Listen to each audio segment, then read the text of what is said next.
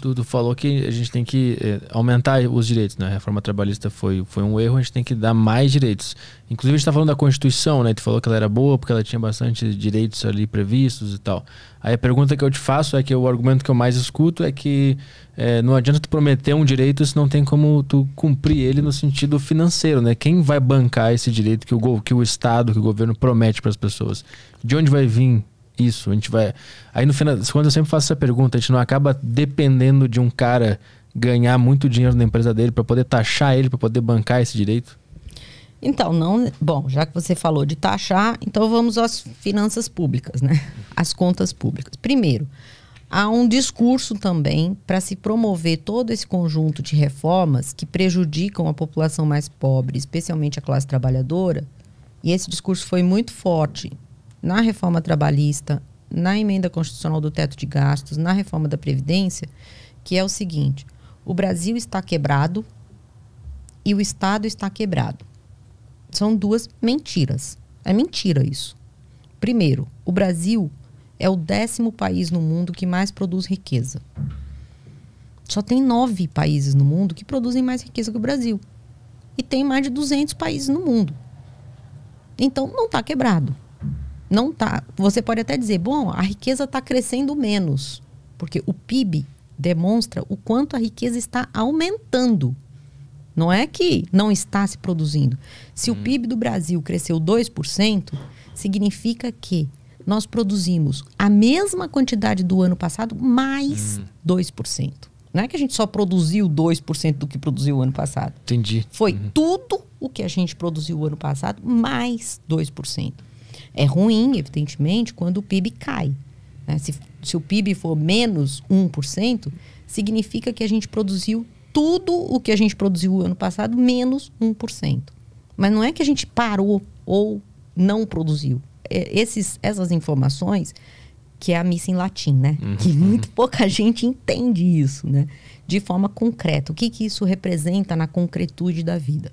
Então, a primeira questão é a seguinte: o Brasil é o 10º país no mundo que mais produz riqueza. Então, a gente não é pobre. O problema é a distribuição dessa riqueza. E a gente não é pobre nem em relação à população.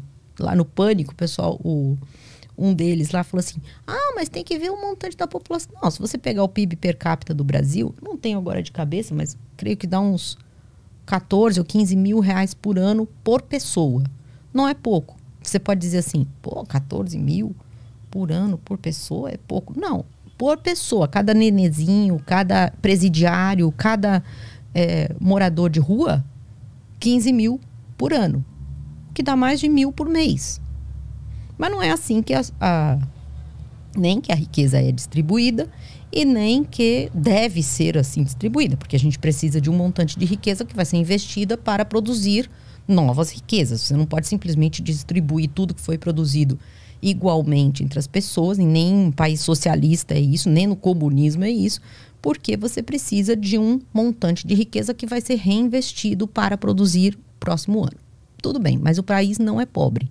Essa é a primeira questão, e nem está quebrado. A segunda questão, que vem a sua pergunta, é: bom, mas aí o Estado, né, está falido. Esse é o discurso. Bom, de toda essa riqueza produzida no país, que neste ano vai chegar em torno de 9 trilhões de reais, de tudo isso que é o PIB, 9 trilhões é a riqueza nova produzida. Não é tudo que a gente já tem. É só o que a gente vai produzir este ano, 9 trilhões. De 9 trilhões, 3 trilhões, 1/3, vai para o Estado. É muito dinheiro. Muito dinheiro. Não é pouco. É 1/3 da riqueza do país é arrecadado na forma de tributo. Arrecadado de forma errada, como a gente já discutiu. Mas é arrecadado. Só que metade desse recurso está sendo utilizado para pagar juros da dívida pública. Bom, então, de fato, metade do recurso vai para o bolso dos mais ricos, que é quem tem aplicações em títulos da dívida pública. Aí sim, nós temos todos os problemas econômicos decorrentes da falta de investimento, do investimento público em educação, em saúde e assim por diante.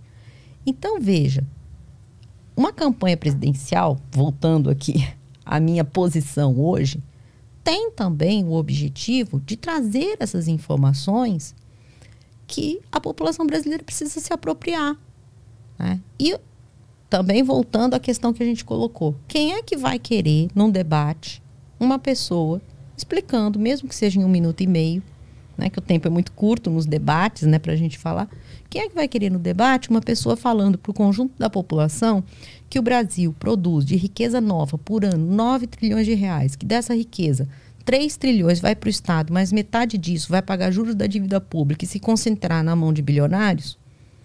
E que é possível você reverter esse processo e usar esses recursos para melhorar as condições objetivas da classe trabalhadora, do pequeno empresário, fazer a reforma agrária.